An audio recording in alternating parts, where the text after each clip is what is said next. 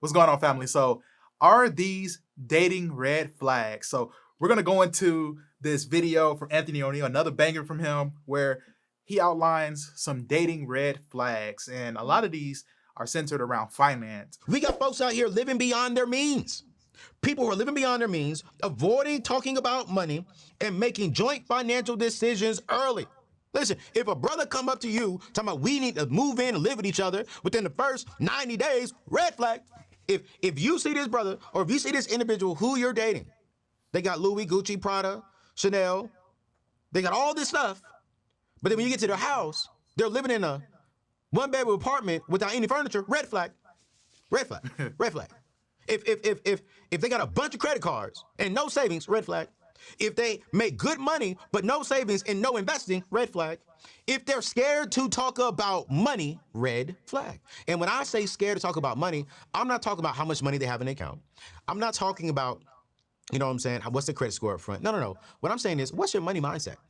Like, what are some of your goals with money? What are your thoughts on the red flags that he gave? This may be shocking, but I'm agreeing with him 100%. Hey. He is Amen. in here. Like, I can't even disagree with that. Mm-hmm. It's very important to talk about these things because the problem is people wait a little too late and then they wait until, one person is sick of the other and they get put out. Right. Then you're going to see that financial situation real quick because they don't got nowhere to go. Exactly. Or they wait until, we're pregnant now. We didn't know, we didn't plan for this baby. You're going to see that financial situation real quick, okay? The bills of just having the baby alone, okay? So I agree with him. I don't have any complaints. I thought he was in there for that one. Yeah, I agree. I had no disagreements, especially on the financial ones. I do think I always find it funny when, people, like, I don't have a problem with quick relationships, meaning like you get into a relationship with someone, you really, hit it off with them well, you're clicking on all cylinders, everything is lining up, and you're like, oh, I like this about this person, I like this, oh man, we have such great chemistry, all of that. All of those things are great. But then what he said, like the person wanting to move in, within 90 days, so that's less than 3 months, essentially, or if we just use 30 days as an average per month, 3 months. 3 months of knowing a person, you're already living with them. Yeah. I mean, in what avenue of life? I mean, the only closest thing I can think about now, and even this is sus and I don't love it, is college. When you get a roommate you may not have even met, or you may have only been able to meet them one time, don't know much about them, and you have to live with them for an entire school year, at least 2 semesters. Totally different, yeah. Different dynamic. That's the closest parallel. But now we're talking about you moving in with somebody. A lot of people hear cohabitation and they think, oh, that's such old school, shacking up and all that stuff. They think it's such an old school concept, but I would hope that people would listen to their elders. And this is the thing. A lot of times how people say stuff matters more than what they actually say. So someone could be giving you the truth. Someone could be telling you something that's really beneficial that can help you, but how they say it or how it comes across, the tone and all those things do matter. And I think a lot of our elders, unfortunately, have taken the wrong approach in a lot of these conversations. They can come across as if they hadn't been through the different things. Speaking down to you. Talking down. Never made any mistakes in the past. All the things. And I think that in a lot of ways it's a turn off. Influences how people receive it. They don't take it as you've been there and done that. They take it as you're looking down at them and you're condemning things they want. But we know the Bible says nothing is new under the sun. So what we might think, even in our own experience, there are times where people come to us with advice, and it's easy for us to be like, yeah, I got it. I mean, I know more than you. I mean, we're more advanced. We got more technology. But then you look up, you're like, no, you know what you're talking about. You've been there and done that. You had some wisdom that I should have taken heed to, and I should take heed to. And so I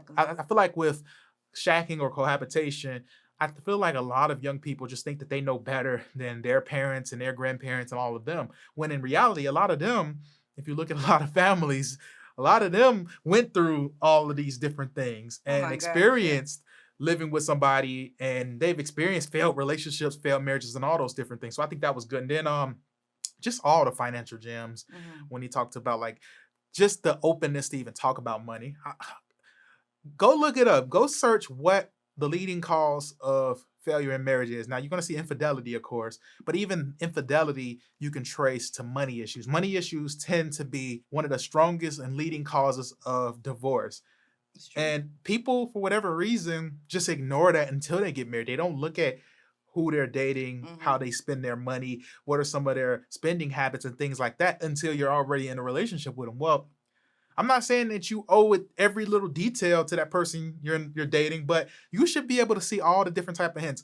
Women, I know women love the guy, and we're gonna actually check out this clip in a second, but women a lot of times will love the lavish type of treatment from guys. They'll love to be pampered, all these different nice things. You like the nice things. So all of that, and then you'll see them with nice stuff. It's like, okay, well, what is your money looking like? I mean, like, how much do you make a year? You don't have to give me the exact figure. You don't have to tell me exactly how much is in your savings, but how do you actually handle your money? Like, you might be happy and want to have a good time and all of this stuff, but do you have any savings? Do you have any goals with your money? I think that's all good stuff. Yeah, and I want to talk about that for a moment because, it's so many women. I'm thinking about later on in high school, college, right? That mindset. And you will see a lot of people, especially men, would it be like, I can always get money, Absolutely. right? So that makes you think about that savings. They're not worried about, I need to save up in case of emergency. Because they're like, oh, I can always come in some money. That ain't nothing. That's just a couple hundred. Blah, blah, blah. Okay, but then the funny part is, those be the same people. Let me borrow 15 real quick. Yeah. Let me borrow 15. I'll pay you right back. But you can easily get $200, but you need 15 from me? Like, I'm with him when he said red flag because you need to always be thinking about emergencies, car failing, having car problems. That always happens, especially with the weather changing. No matter what. And I'm looking like, oh no, you don't save. You just spending your money. Right. You're expecting it to come in. So what are you doing in the in-between time, right? And then we already know it's a red flag too. If I see that and I'm still going for you, like, head over heels, because I'm just like, oh, he got money now. Like, exactly. Nah, you need to be. And notice he said nothing about like superficial stuff, like how the person looks.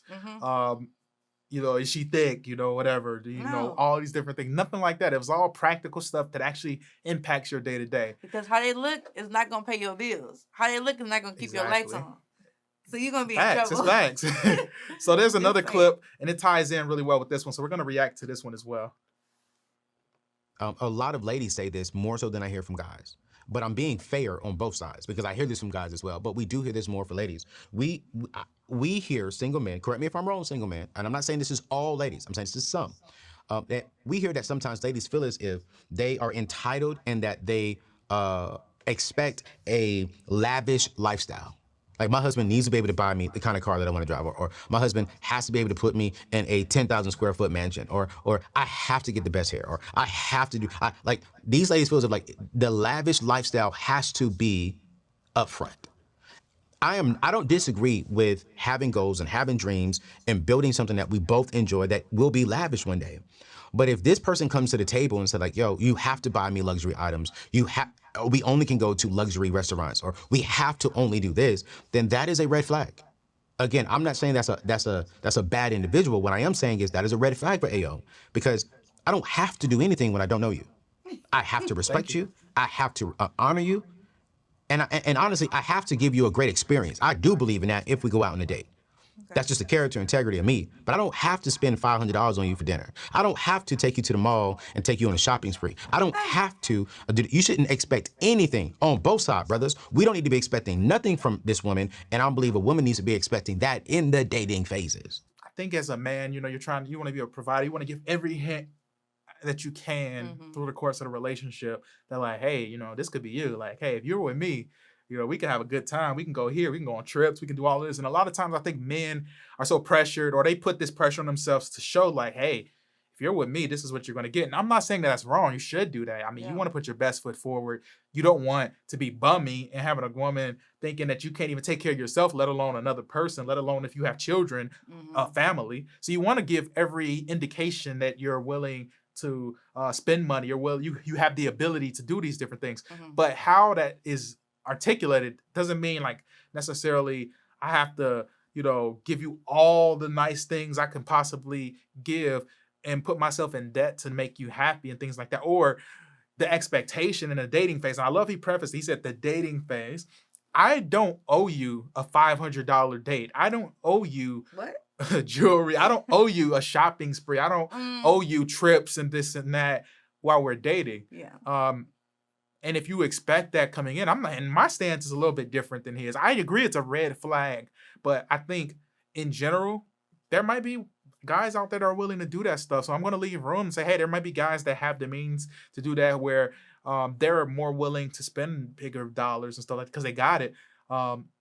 But hey, if you're expecting that from your average guy, and that's always what I speak to is like the average guy that you're going to see. If the expectation is that they're going to do X, Y, and Z and live above their means, I get it. Americans, we're constantly spending probably money that we shouldn't spend, doing things. We're looking as if we are rich, but when you look at actual rich people or the real wealthy people and the average, you look at the cars that they drive. They're driving Hondas, they're driving Toyotas, all these gas efficient cars. They're not even riding around in the Bentleys. They're not riding around on a the nice Lexus. day, they might have Some, yeah. but no, most of them on a day to day, they're not buying the newest Jordans and stuff like that. They're wearing New Balances, the orthopedic Skechers and stuff. Like, so I do think that there is a thought process in some women's minds that like, hey, you know, I want this crazy style of living. I want to be able to get my nails done every week. I want to be able to get my hair done. I need money for this, and that. I'm not saying you can't look pretty and things like that, but I also think that it should be within reason. And there shouldn't be an expectation of all of this from someone that you're dating. And I think that's the biggest issue. And we'll do a video probably on this in the future of like what dating actually is versus how people use dating nowadays and how it's negatively affected all relationships and even marriages. Let's put this out there right now because I think some people be confused, okay? We are not saying you should not have standards. Did you hear what I said? We're not saying that, okay? We're saying if you are just starting to date, I'm just starting to get to know you, you don't know me, I don't know you, things like that. We're asking the questions, what's your favorite color, things like that. We can ask about your goals, your plans, okay. But no, a person automatically let you know, I expect us to have a boat with a yacht, and then this, and then this. Let me tell you why it's a clear red flag, because that's what their mind is. Their mind is on how I can live large, regardless if you're in the picture, can you provide this for me? I'm like, that's literally why it's a red flag. And not to interrupt you, but the basketball player, Joe Smith, whose, you know, wife, when he hit tough times where he lost all millions of dollars and all that stuff, she was like, okay, I was in the adult entertainment industry. I'm going back to, I'm getting on OnlyFans to make some extra money because I need certain things and you can't give me those things. So it wasn't like to death do you part. You know, you weren't really a ride or die. You were just like, hey, I was in for the ride. And when the ride, you know, when you get a flat tire, that's it for me. Like, I'm out. I'm about to figure out something. I'm about to go back to what I was doing. And I didn't mean to interrupt you, but that's just what I thought about. Like, now, living above your means, you said at the beginning, so crucial because we just want and we see things, and especially this trip thing, people going on trips and early in the dating phase and things like that. But then when you come back, you should not be struggling. No. And you should not be up here like waiting, check the check, barely got your lights paid. Then he asking you to borrow some money and things like that. Because y'all went on this lavish trip and did some Instagram photo. No, okay? Red flag. First things first, make sure you can take care of yourself. And then once you're able to take care of yourself, then you can take care of other people. And then women should be very aware. Can this guy really afford these things? And why is he trying? If he's trying to just pour out all these different things on you, like you should have a red flag. Okay, is he trying to buy my heart? Or like, does he think, what type of girl does he think I am that, you know, he can just give me these things and that's going to be enough to like do whatever. Like, what type of relationship is that? And so materialism has hurt relationships so bad, and we want to steer away from that. So I thought this was great advice. I agree with all of the red flags, but we want to know what you all think about these. So before you head out, make sure you leave a comment and like this video if you haven't already, and subscribe to our channel for more videos like this about relationships, dating. Leave a comment. Let me know your thoughts.